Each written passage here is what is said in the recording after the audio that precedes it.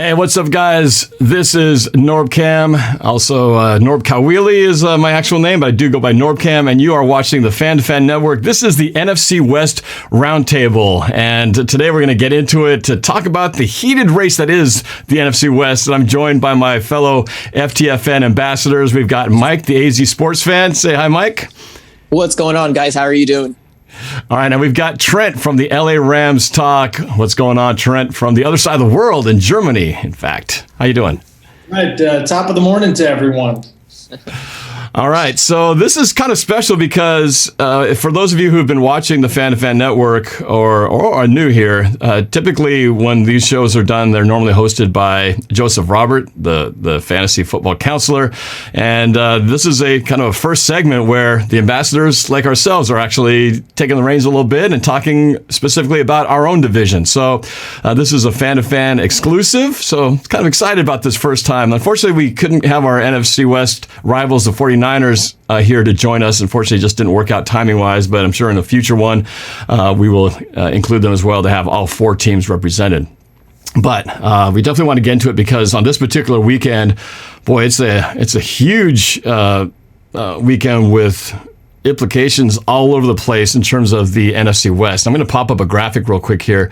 And as you can see in the NFC West, look at that. We've got my Seahawks, of course, right now precariously hanging on to first place at 6-2. Arizona Cardinals breathing down our neck, as well as the Los Angeles Rams. And they're only both a game behind us. And of course, the Cardinals right now with potentially an advantage on us since they got that first head-to-head win on us a couple weeks ago, and then the Rams we play tomorrow. So, boy, I mean, and then the Niners they're down, but they're not out. Boy, being that they got 5 losses, only 4 wins, but struggling due to injuries. But we're only halfway through the season, so you never know. You never know. So let me start with AZ. Since you're the second place team right now, you got a big game against a team that just spanked us last week, the Buffalo Bills, and they got the best of the Rams as well. So, Mike from the AZ Sports Fan, why don't you first kind of talk a little bit about the status of things, just as a fan, I guess. Give me the barometer of where you feel about where things are, the halfway point of the season. As a Cardinals fan, how do you feel about how things have been going this season?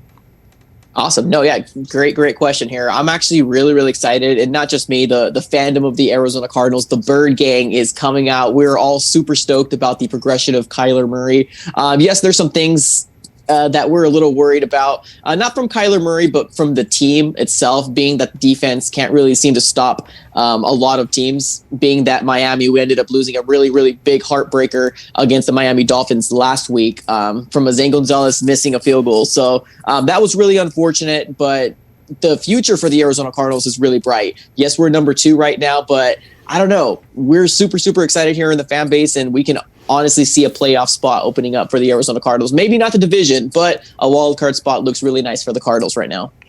Oh, you're being really humble by saying maybe not the division, considering that if things go a certain way tomorrow, you could be at the top of the division in this very tight race right now. In fact, I think if the playoffs were to start today, at least based on the last glance at it, I think all 3 of our teams could potentially be in the playoffs if it started today. I mean, that's how good this division is. So let's switch over to Trent over with the Rams. So give me the same thing. Give me your bird's eye view of how you feel about the Rams so far at this midway point through the 2020 season. Yeah, I think heading into the season, a lot of people were sleeping on the Rams. The Rams had a down year last year. They were still 9-7, missed field goal kick against the Seahawks last year from making the playoffs, and Seattle not making the playoffs. Had last year had 7 playoff teams, Rams would have been in. But coming into this year, there was so much hype on Cardinals, a lot, obviously the Niners before all the injuries, and the Seahawks.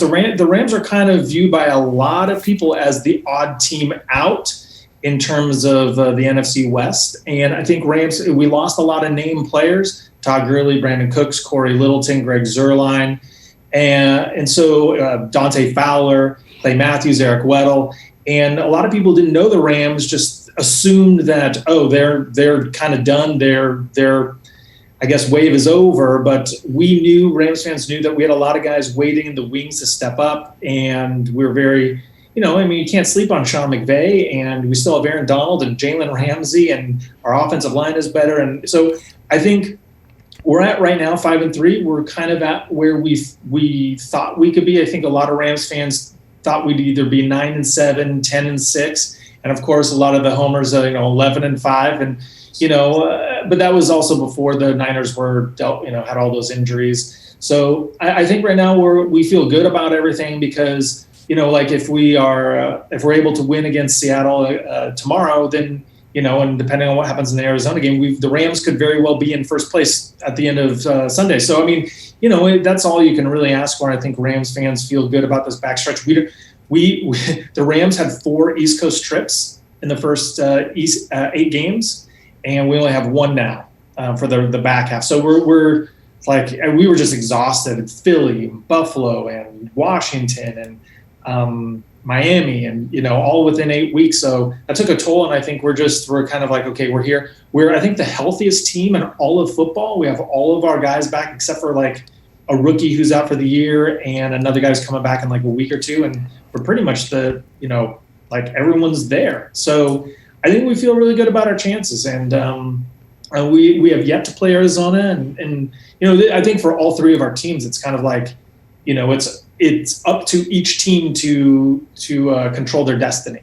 So if Arizona kind of runs the table in the NFC West, or Seattle, the Rams, that'll just dictate who takes this division. So that's the fun part, and I mean, it's too bad that Mike and Nick from the Niners aren't here, but we're kind of the kings at the table for the division this year. So I think bird's eye view, Rams fans feel good, but also we realize that we have Jared Goff, who is out of the 3 quarterbacks on our teams, I would put him as the 3rd quarterback. So if we had Kyler Murray or Russell Wilson, I'd be like, we're going to take it. So right. we're only going as far as Jared Goff takes us. So.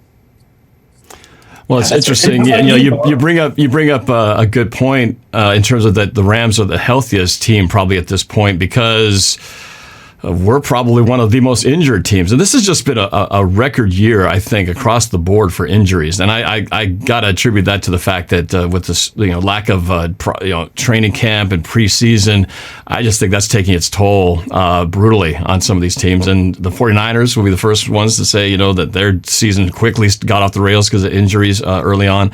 And ours, it's kind of not that far behind. As of now, we still don't know who's going to be at running back when we play you guys tomorrow. We've got major injuries in the secondary, which is already suspect.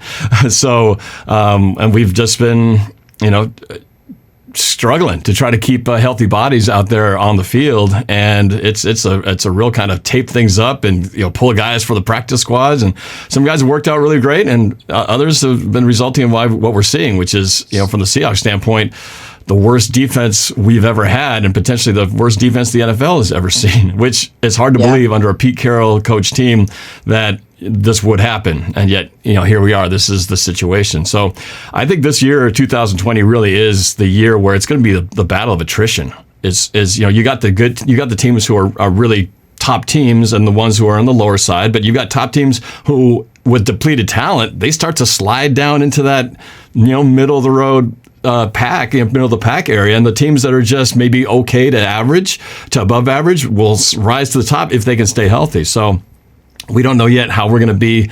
We're only halfway through. We're just trying to, right now, we're like in the gauntlet of our division, and we're just trying to survive because it's just hard to know we know the back end of our schedule looks pretty light. So if we could just get through this and not suffer too much damage, we've got some greener pastures ahead. But man, right now for the state of Seattle, it's just surviving these injuries. Offensive line's decimated, running backs decimated, the secondary's decimated. The one thing that's healthy though is that quarterback, knock on wood, the receiving core, and the tight ends. Those are the one areas that are looking pretty good and are the strength and really the key for Seattle to keep winning moving forward. So, Mike, I want to ask you the next question. So you've got a tough game ahead here facing the team that has beaten both of our teams, and I'm counting on them to beat you guys as well, just to keep us trying to stay on top of the NFC West. But what's your thoughts with your game coming up here? You've seen what they did to us, so you kind of know what the Bills are all about. What is your thoughts and your expectations of this game for you guys facing the Bills? How do you think things are going to go for you guys? Yeah, I mean, honestly, this is going to be a really, really tough game for the Arizona Cardinals, being that the Bills are, contenders for like the Super Bowl. So we're all fully aware of it. The thing is that the expectations for like the fans and myself here, we still want to see a competitive game.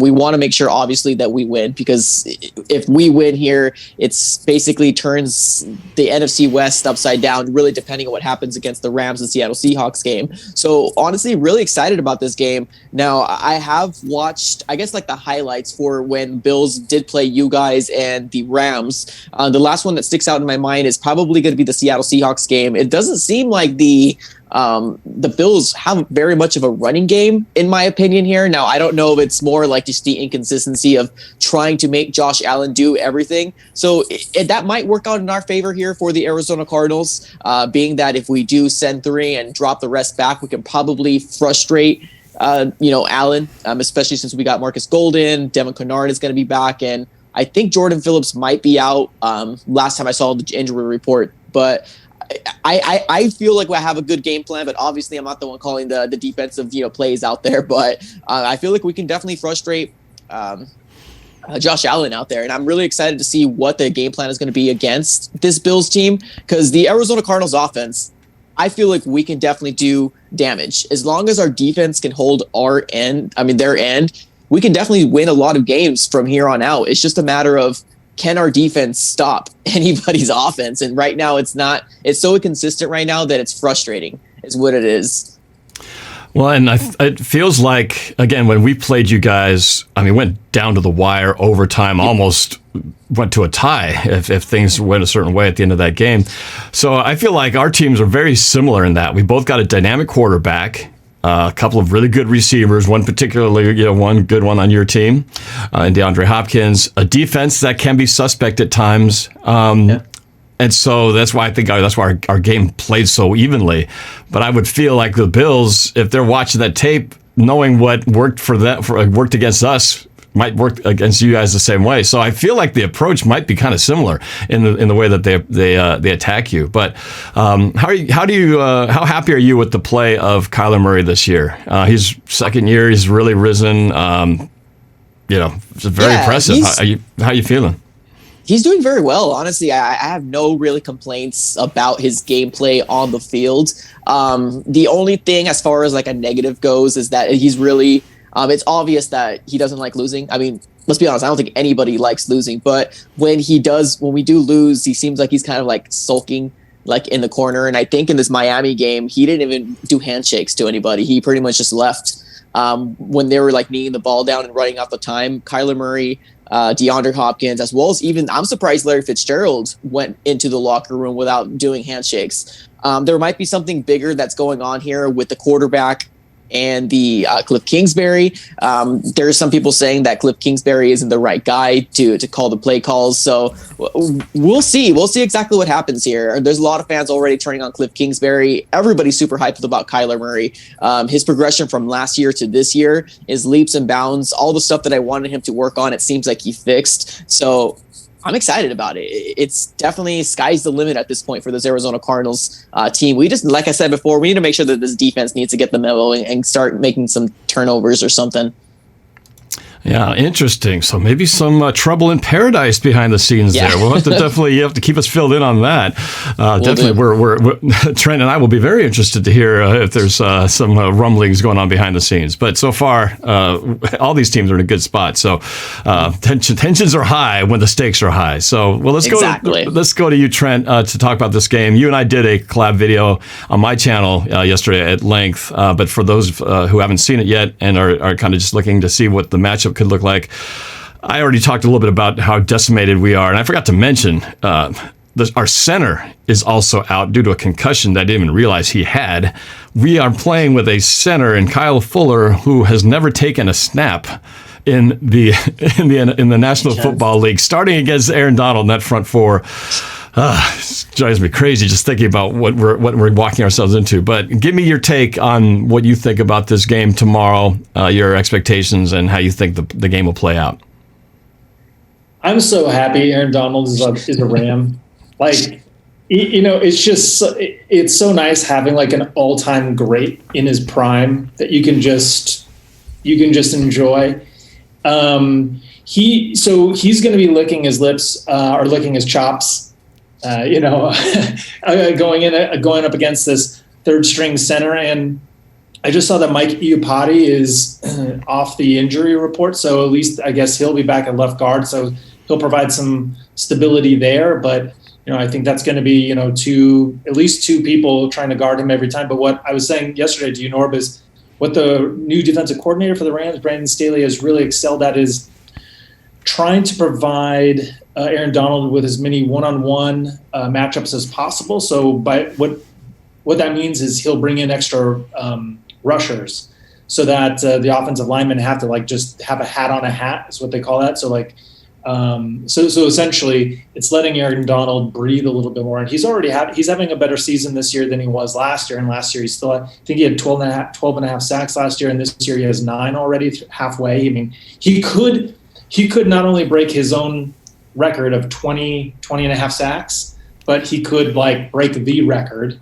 So it's definitely possible, especially if he can really eat against this third string center. And he always plays well against the Seahawks. He loves the Seahawks. When he goes out to restaurants, I think he just orders Seahawk because he has 12 games. He has 12 sacks. He has 33 quarterback hits and 19 tackles for a loss. And then I think it was 2 years ago. Thanks for reminding me about that, by the way. It's good. It's good to hear that going into this game with the decimated offensive line.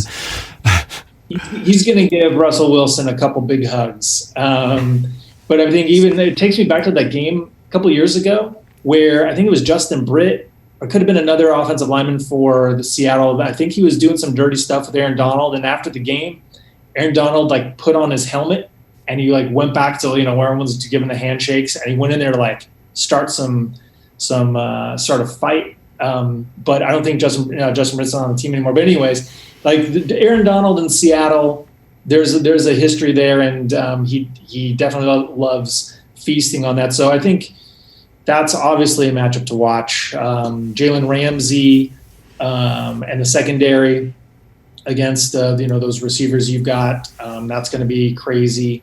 So and we get, like I said, we're healthy. We got 2 guys back. Ashawn Robinson we got from the Lions, defensive lineman, first game of the season, and Jordan Fuller, our 6th-round rookie out of Ohio State, who's our best rookie, better than Cam Akers and Van Jefferson and the names. He missed a few games with injury. He actually got injured in the first or second series against Buffalo. And when we put in Taylor Rapp, who is still a really good player, Taylor Rapp hadn't played much, 3rd game of the year, and the miscommunication was apparent, and Josh Allen was taking advantage of that. And there was so many wide open throws deep down the field. So I think for just, kind of bringing it full circle to Arizona, if your secondary is good, because they picked on Seattle last week because the secondary is no good. But Patrick Peterson and Budda Baker, and you've got guys back there that I think will it will be a completely different game plan than what they see. So, anyways, that was kind of all over the place. But so basically, what you're trying to say is that Seattle has no chance tomorrow. I think it's a translation to all that. Is what you're trying to tell me. No, you definitely have a chance because you have Russell Wilson. You still have a lot. You still have your receivers are good. Who knows if Chris Carson plays? That changes the whole dynamic. Your offensive line is not bad. Like I said, Russell Wilson is, in my opinion, the best quarterback in football. Maybe him and Patrick Mahomes right there. And then you still have Bobby Wagner. So you still have a good defensive line. And Trey Flowers has been playing better. I mean, these are still guys that their job is to play football, right? So, and it's, Pete Carroll. So it's a division rivalry. So I think this game could go either way. But, we're always going to pick our teams, right? So, right. Yeah. True. Well, and I think you mentioned it. The reason we have a chance in this game is Russell Wilson and that receiving and tight end core. That is the healthiest group that we have. Linebackers are pretty healthy for the most part. So I do believe it's going to come down to Russell's going to have to go to a shootout against the Rams because I just don't see us stopping your offense because of it's a bad matchup for us. Secondary against a team that likes to throw the ball. and we can't get pressure, or they haven't been able to get pressure. It's a bad matchup. It's a bad combination. And so I think Russell Wilson's going to have to try to go into a shootout against a team that I believe you guys are number two ranked defense, which is that's not a good thing either. So, Wilson has the capability. I was playing a Madden simulation yesterday against your Rams. I do this with every game. I try to simulate what would happen if I was the coach, and the quarterback and the receiver playing the game. And I won that game. Of course, it didn't have all the realistic injuries that have plagued us at this point. But there was one play I had once. You guys went for a 61-yard field goal and missed. And so I got the ball with 1 second at the end of the half, with 1 second left. And I threw a 55-yard bomb to Tyler Lockett for a touchdown. And that's the kind of stuff that maybe, if we could drop dimes like we did against Arizona, Wilson to Lockett. Wow, that was Madden fun, right? But he was doing that in real life in Arizona just a few weeks ago, and had a career and almost a historic game for the ages, second best game of a receiver in the Seahawks history. So that's the kind of plays I feel like Wilson's going to have to be able to do. But that's only going to work if our line can protect. And again, we're missing so many guys at center. We're missing. Hopefully, maybe our left guard, iPotty, maybe, and we get beefed up in there. But that's the thing. If Wilson can have time, he can make things cook. And that's the question: is can we keep Aaron Donald and your guys' line out of our offensive backfield for Russell to have enough time to do something with it? The other part that needs to be looked at, that I think was forgotten in that game against the Bills last week, that Seattle, even though our defense got just points and yardage all over the place on us, we did have 7 sacks.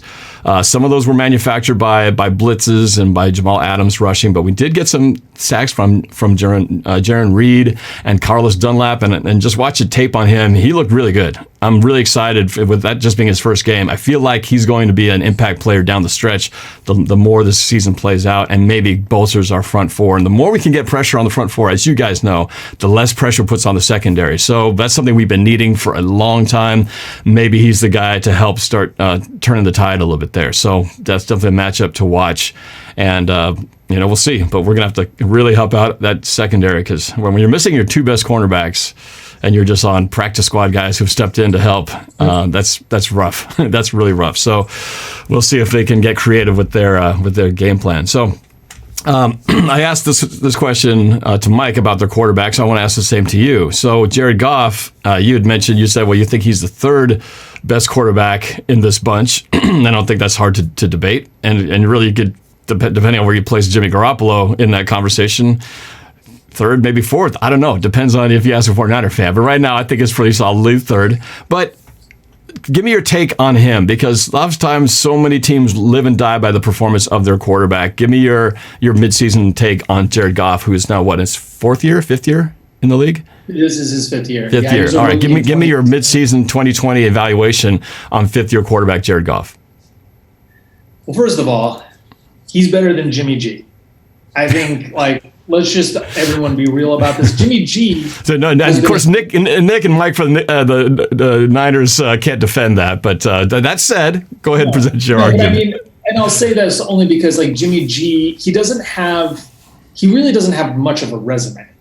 He's been injured a lot. Jared Goff has never missed a game. Russell Wilson, hasn't really missed any time. And I think that you always have to factor durability into the equation. So Jimmy G is just never available. Number 2, has Jimmy G ever made a throw downfield that you were whoa, right? Jared Goff has. He made it in 2017 and 2018. He was dropping dimes. And I think, so going into the evaluation is 2017, 2018, Jared Goff was ascending. You just looked at him, his arm, when they say arm talent, he just had really good placement on the intermediate and even the deep passes down to Brandon Cooks when that was going on. So he definitely was a quarterback on the rise. And, Sean McVay's system helped him a lot. Would you say, and I'm going to interrupt you there for a second, it feels like that timing of when he was on the ascension, he also had Todd Gurley in the backfield playing MVP level. And it seems, I don't know if it's just coincidence, but it seemed like once Todd Gurley's performance went down, so did the effectiveness of Jared Goff. Would you say that's true? Yes, but there's context to that. And so if you go back to 2018, you look at the 2 games of the year outside the Super Bowl, but like the 2 other like craziest, most pivotal games of the year, Todd Gurley was nowhere to be found, and the Rams won. Against Kansas City on Monday night, Todd Gurley was in like 1 drive and was out the rest of the game. They barely ran the ball at all, and he beat Patrick Mahomes, right? And so that was no Todd Gurley. And then in the NFC West Championship game, the pass interference game, Jared Goff, Todd Gurley in the first or second drive, he had a short passes after he came back from his knee injury that year, that he had at the end of the year, and he got a pass like right here, and he had nerves or whatever, and it hit off his hands, deflected, and it was an interception. Todd Gurley, C.J. Anderson didn't really have any carries after that, and the Rams still won the game because Jared Goff was making plays in New Orleans, right? So he has won games without Todd Gurley. Now, the big, I guess, difference from those 2 seasons was both of those seasons, 2017, 2018, his offensive line was intact every game, both years. Yeah, Roger Saffold. I mean, like, their offensive line was amazing. You had Todd Gurley, you had Brandon Cooks. So then in their primes, kicking ass and well-oiled machine. Flip the script to 2019. Todd Gurley, even though he was still on the team, was not the same Todd Gurley. The Rams didn't even run the ball. They had, I want to say, 700 fewer rushing yards last year than they did in 2018. So, they basically, it was Jared Goff, the gunslinger, and they still almost made the playoffs, right? And the 2 games that he was just airing it out, and he had 7 combined turnovers. So, I think what they realized was, okay, Todd Gurley's not going to be there, right? We trade Brandon Cooks. It's a different team. We don't want to ask Jared Goff to do all of these things. We just want him to be accurate, be on time, and get the ball out quickly. And the Rams excel at yards after the catch. So it's kind of like Jimmy Garoppolo in the way that they're just trying to manage Jared Goff at this point. And I think that we'll see this weekend. You come after a dumpster fire of a game against Miami. Jared Goff is the worst game he probably ever played in the NFL, including his 2016 Jeff Fisher games. So I think Jared. So here's the thing. We've seen Jared Goff be really good. We've seen Jared Goff be really accurate. We've seen Jared Goff make really nice throws. It's there. He has it. But we haven't really seen that Jared Goff in like a year. Last year there were a couple flashes. This year he's played all right. Like he's definitely coming into the Miami game. He was definitely playing like above average quarterback play, probably top 10.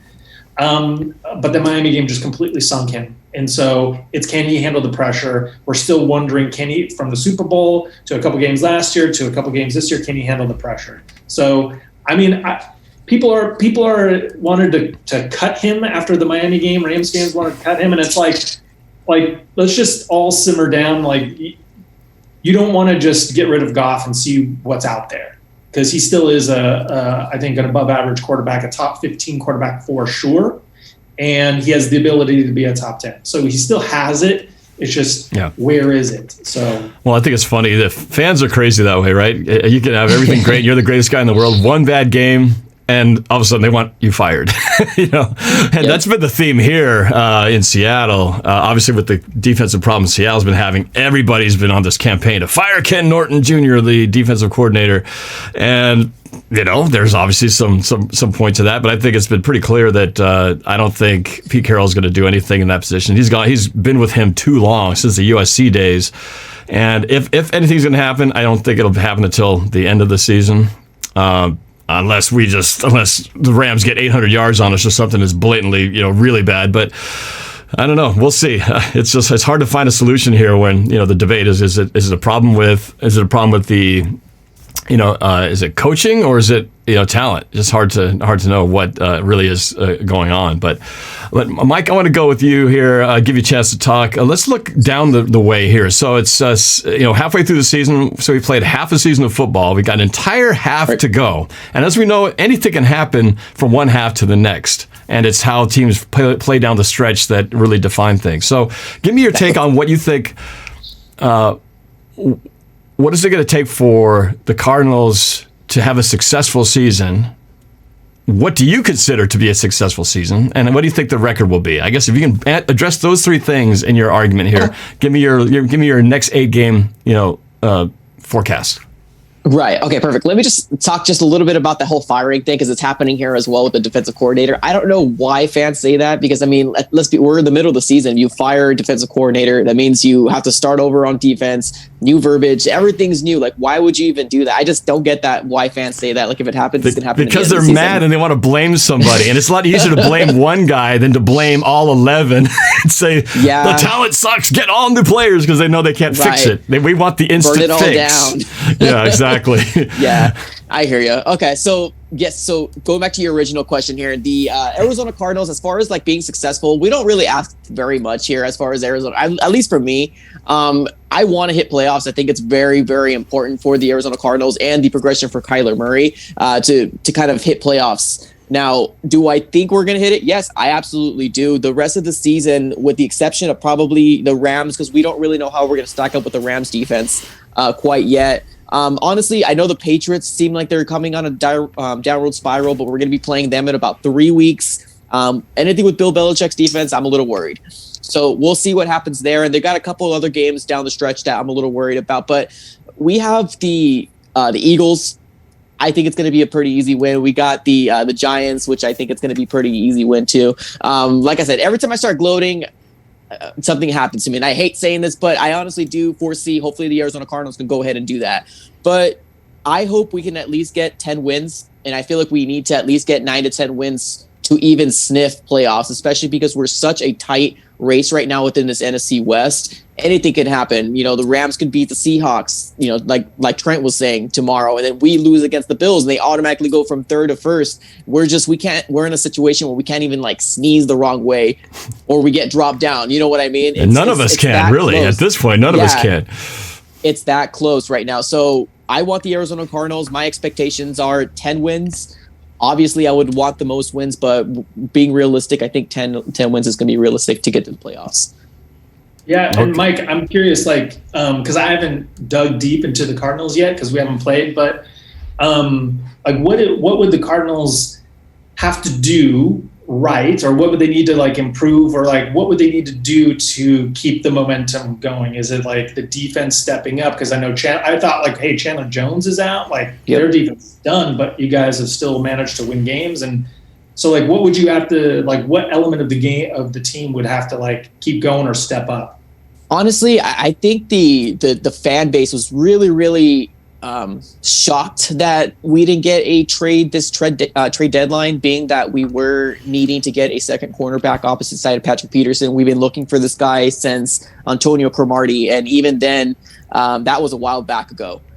So we have Byron Murphy, which is his second year, but he's more of a slot type quarterback. He's doing really good there, but we just cannot find somebody opposite side Patrick Peterson. We have Jerry Kirkpatrick, which was missing last week's game, which we ended up missing him, although he's got penalties put on him like all the time.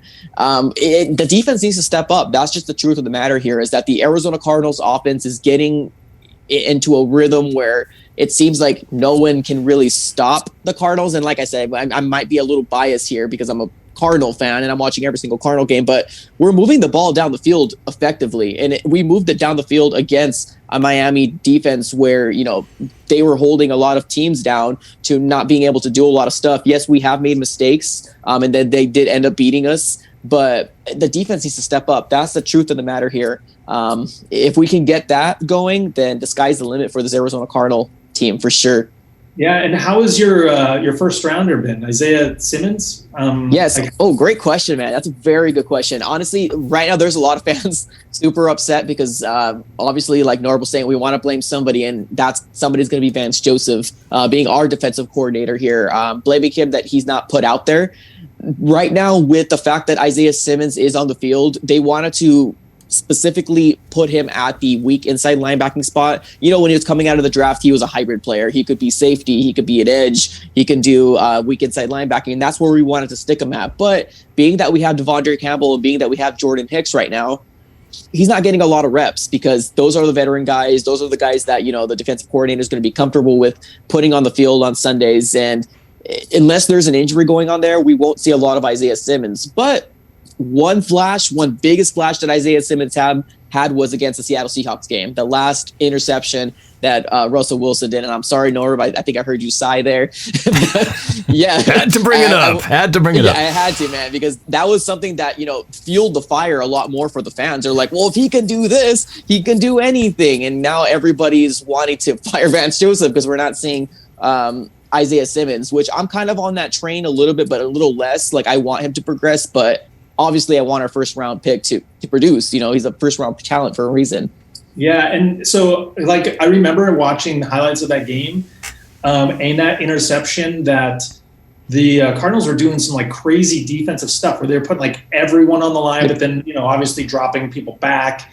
And Isaiah Simmons was one of them. That's when he picked it. Is that kind of scheme? Is that a new thing that's evolved over the season, or were you guys doing that from the beginning of the year? No, that actually started on that game. I think exactly what Vance Joseph's mindset was. We're not gonna stop Russell. He's got all the time in the world right now. This guy is a dynamic player. If we're gonna lose by blitzing the crap out of him. And that's exactly, they were trying to confuse Russell Wilson, and fortunately it came out in our favor here. It worked. But that was work. the mindset. Yeah, it absolutely worked, because if you can ask Norb here, that aggressive play style throughout the entirety of the game was nowhere near that day. That last 5 minutes of that fourth quarter, that's when he started dialing it up, which was, at this point he looked like a genius because, hey, great timing and all that different stuff. I just think that he was like, we're not going to stop this guy. This is the only chance we have.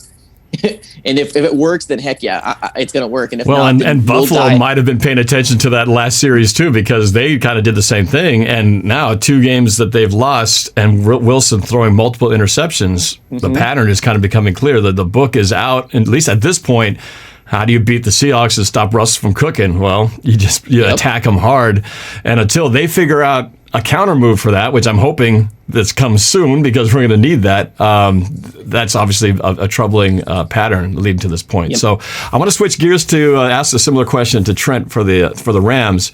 You again, halfway through the seasons, 8 games to go, 1 against us tomorrow. How do you see the rest of your season playing out? What do you think your record's going to be, and what's it going to take to get there? So we're 5-3 now. I think at the very least we can be 5-3 in the second half. So I think 10 and I thought 10-6, when the schedule first came out, before the Niners were injured, before any of that stuff, my original, prognostication was 10-6. And so I still feel like 10-6 is totally attainable. I mean, that would mean that we split with Seattle, we split with Arizona, we win, we beat San Francisco because we already lost them. So basically we just end up with a complete split of NFC West, which is reasonable. Then we have Tampa Bay next week, and then we have the Jets and the Patriots. So, I mean, the Jets is a W. I'm just going to go out and say that. The Patriots, you never know. It's like Belichick is undefeated. All his disciples almost are undefeated against us. So I won't say, but I feel good about it. They're playing in LA, so we don't have to travel there. Same with Jets. We can be at SoFi for 2 games in a row. So, I mean, I feel good about the Patriots, but I'm not too cocky. So, I mean, I feel like if the Rams could go, the next 3 games are pivotal. So Seahawks tomorrow, Tampa Bay, I believe that is Sunday night, the following week, and then San Francisco. And San Francisco is still going to be tough. So if the Rams can play well in those 3 games, because the Rams need to show that they are contenders, real contenders, not guys that just beat the NFC East. We beat the Bears, but I don't think anyone's really sold on the Bears. So if we beat Seattle, then it's okay, we're actually a good team, even though they're banged up. If we beat Tampa Bay, it's okay. So that's going to show me a lot about our team. So I'm thinking 5-3 is definitely reasonable. That's a loss against Seattle, a loss against Arizona, and then either one against Tampa Bay or Patriots. So, and that I think is being conservative. So, but I think they have the ability to go 10-5. I think they could go 6-2 on the back 9. Like I said, they're coming in off their bye healthy, playing a lot of their games in the same time zone. So I think they're really set up for a good second half push. Yeah. Boy, it sounds like now it's a very tight finish. And I'll add my take to the conversation. Every year or every season, before the season starts, I do my season prediction video. It's a music video where I predict the record like everybody likes to do, but I do it to music where I sing all these different songs from different eras, change the lyrics to predict the way the game will go, and then predict the score. So I've been pretty accurate up to this point. Actually, I'm 100% accurate in terms of the wins, losses. I just had a couple teams wrong, but I said we'd be 6-2 at this point, and that's exactly what we are. I also predicted that we would need to go split games with the NFC West. We got a long way to go to do that, but we have beaten the 49ers. That's the only one we've gotten. So we lost to the Cardinals. So we got to beat you guys the next time we play, which is coming up Thursday night football prime time again.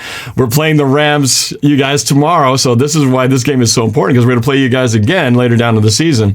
And then we have the finish against the 49ers at the end of the season for the finale. Now, what scares me about that game is while they don't look so good right now because they're down and out, but they're going to get some guys back, health-wise, potentially by the end of the year. Much like Seattle right now. We're really in a tough spot. I feel like I've been saying the reinforcements are coming, and they do, but as soon as the reinforcements come, somebody else comes down.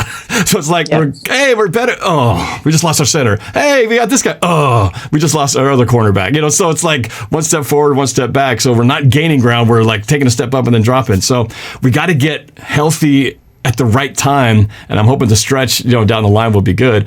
That's why we got to get through these next two NFC West games and got to finish 500. And then if everything goes as like you guys are saying with the AFC East, I feel like our chances are good against those remaining teams as well as the Giants. So if all works as I planned them to have gone in my music video, I said at the beginning of the season we would be 11-5. And I'm going to stick with that. At one point I said, maybe we could be 13-3. And then I think I dabbled and messed around with the formula too much. So I'm going to stay with what I said we were going to do. But it's going to be tough. This NFC West, you guys, especially Cardinals and Rams, man. Definitely these three teams are just going to be going at it for a while here. Probably up to the bitter end. I wouldn't be surprised if the last game determines the seeding of our division. That it's going to be that close, just like it is tomorrow. Tomorrow will determine exactly where everybody ends up, and I bet the last game of the season will do the same thing. That fates will be determined on that last game. I feel like it's going to come down to that. So talking a little bit about the 49ers here, because our game is the second to last game against them as well. But I think really depending on what happens these next 3 to 4 games for the 49ers, being that Jimmy G is going to be out, who knows if he's even going to play in those last 2 games, because there's also rumors out there that they're going to move on from Jimmy G. So who knows exactly what's going to happen. So they might just kind of put Nick Mullins out there for the last 2 games to not injure him if he is going to be trade bait for somebody else to go and get. But we'll see, Norm. I mean, honestly, like you said, this is super close. And I didn't mean to cut you off, Trent. I apologize about that. But yeah, I'm really excited. These next 3 games for all of our teams is going to define what is going to happen. In my personal opinion here, it's a tough stretch for all of us, and I'm excited. Well, and the 49ers, you can't, again, they're only 2 games back, and a couple slip-ups from any of us, our teams, and a couple of signature wins by the 49ers, and all of a sudden, maybe they're not mailing it in. It's only halfway. We got a long way to go. So anything could really happen, and if it does start getting interesting with 4 teams, I mean, oh my gosh, then, the 49ers organization has to decide some things, like, well, how far do we keep pushing to try to win this? But, I think if they lose the next couple here, then I think pretty much it's going to be over. They might start just kind of mailing it in. But, it doesn't matter. I mean, we've had hard games against teams that have mailed it in, and somewhere along the lines, one of these AFC East teams is going to surprise somebody. The Jets are going to beat somebody, right? I mean, can they really go 0-6? Oh, maybe they will. Maybe they will. But they want Trevor Lawrence that bad. Don't want to. I know. It's like they'll be like they'll have the game-winning interception. Like, no. I'm gonna take it. We need that number 1 pick. But we're so dismissing the AFC East. It's kind of hilarious that none of us are like, oh yeah, we should be these guys, and. Wouldn't that be funny if one of those games comes up and shocks one of our teams to go, oh my God, how did we lose to these guys, and completely mess up your seeding because of one bad overlooked AFC East team? We'll see. But heads will roll. If that happens, if like the Jets beat the Rams, like heads will roll. But the thing is with the Niners, so they play the Saints this weekend. Then I think they have a bye, and then they play. When is it? Wait, what's going on with them? Oh no, yeah, they play the Saints, and then they have a bye. Then they play us, the Rams. Then they play the Bills, Washington, Cowboys, then they end the season with Cardinals and Seahawks. So I think like their next 3 games are pretty rough. Our second to last game of the season is in Seattle, and our last game of the season is Arizona in LA.